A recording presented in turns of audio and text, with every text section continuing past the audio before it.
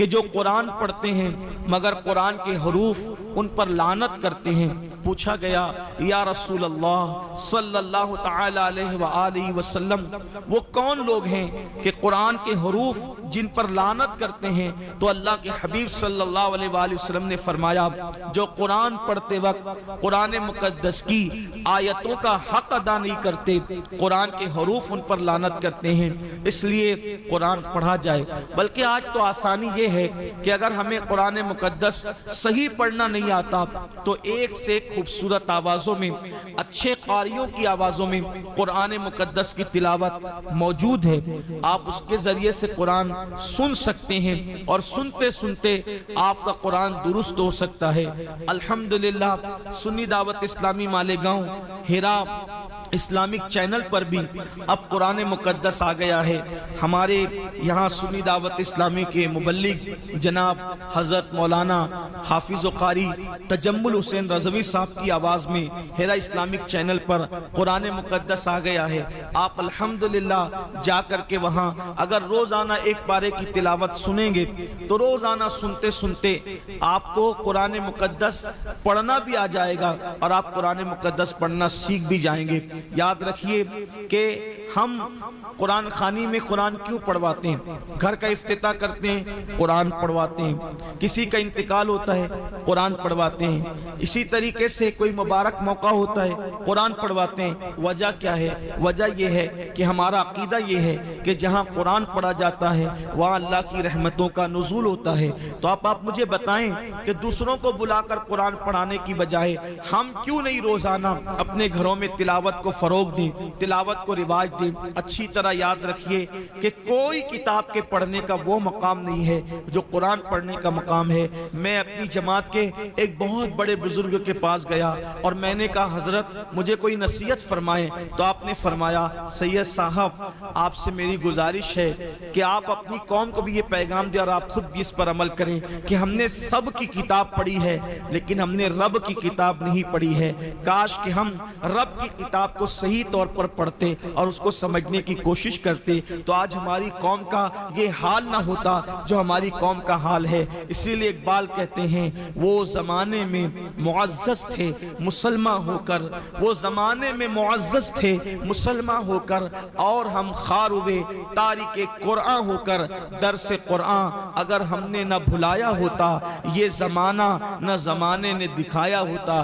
بڑی معذرت کے ساتھ حالانکہ ہم نے اس پروگرام کی زیادہ تشہیر نہیں کی ہے لیکن ایک بات ضرور کہوں گا اور ایمان لگتی بات کہوں گا، اگر آج کی محفل یہ قوالی کی محفل ہوتی تو یہاں بیٹھنے کے لیے جگہ نہیں ہوتی۔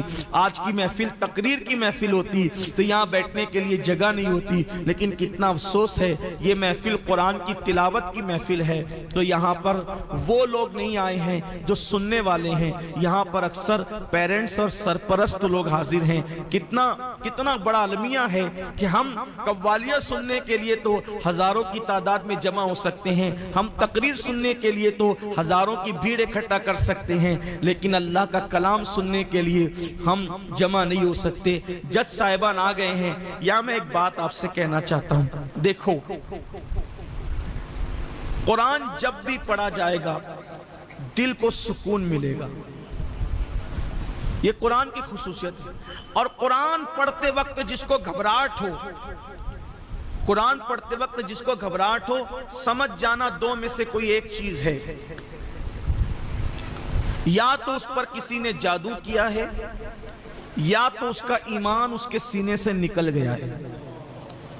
اگر اس پر جادو نہیں ہے اور اس کا ایمان موجود ہے تو اس کو قرآن پڑھتے وقت ایسا لگے گا کہ اور پڑھ اور پڑھ اور پڑھ۔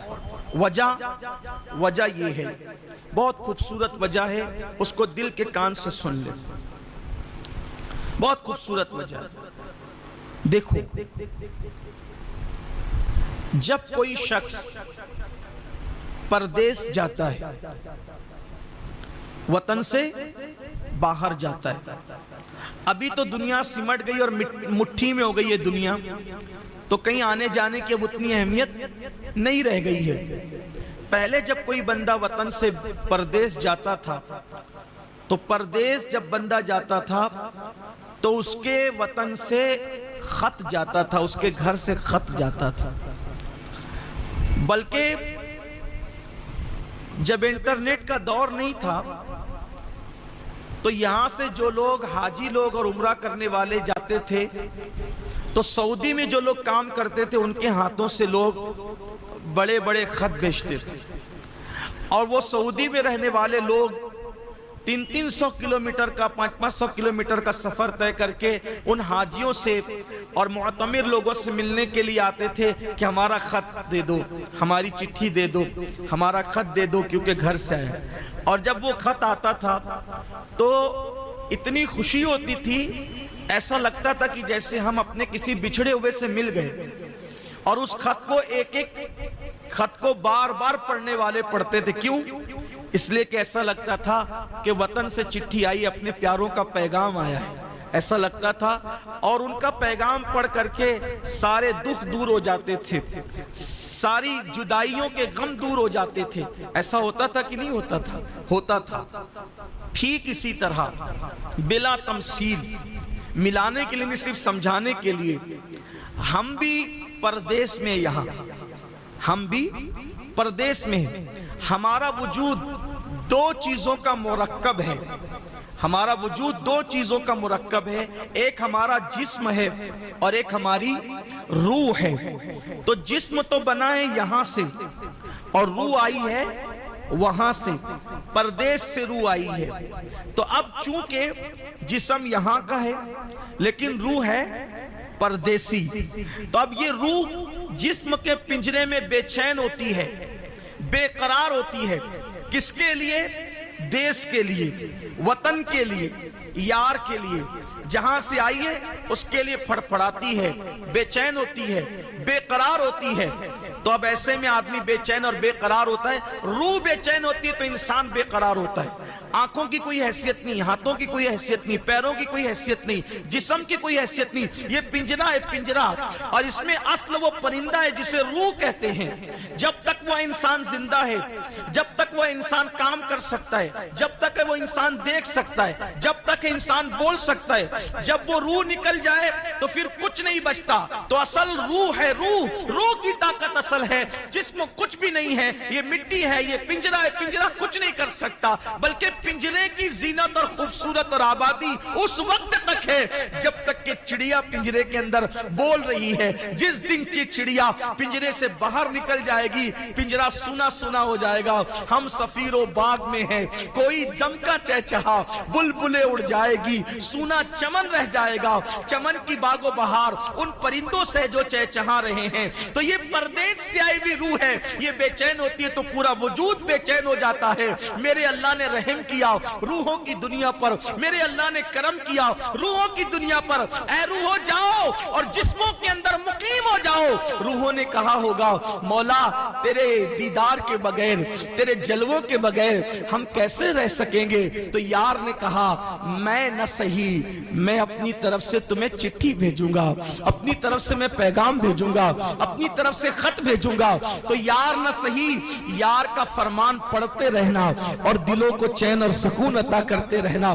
تو جب تلاوت قرآن کی جاتی ہے تو روحوں کو سکون ملتا ہے. روح کہتی ہے یار کی چٹھی آئی ہے، یار کا پیغام آیا ہے، یار کا فرمان آیا ہے. اسی لیے انسان کے دلوں کو سکون ملتا ہے. مرنے والے کے سرانے سورہ یاسین کیوں پڑھتے ہیں؟ اس لیے اس کی بہت سی حکمتوں میں سے ایک حکمت یہ بھی ہے، اے پھڑپھڑانے والی روح اب اٹک مت، اس لیے کہ تو اپنے دیس کی طرف جا رہی.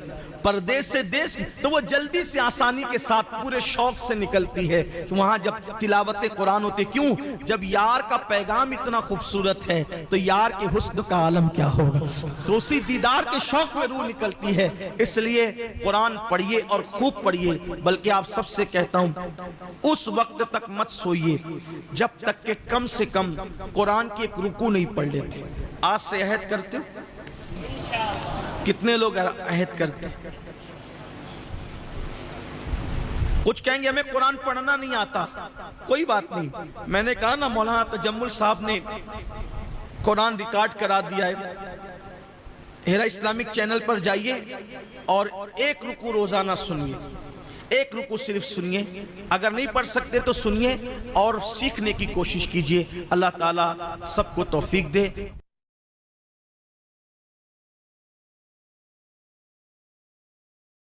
My skin fresh and never